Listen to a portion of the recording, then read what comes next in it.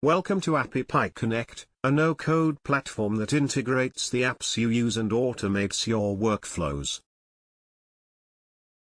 In this video we will integrate Google Sheets with Trello to automate workflows between the two apps.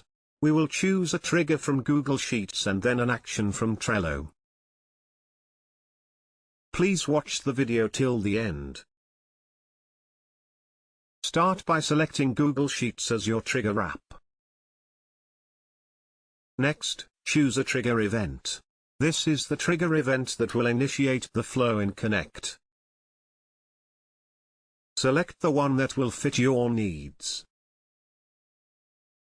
Now select Trello as your action app. Next, choose an action event. This is the event that will initiate the flow in Connect.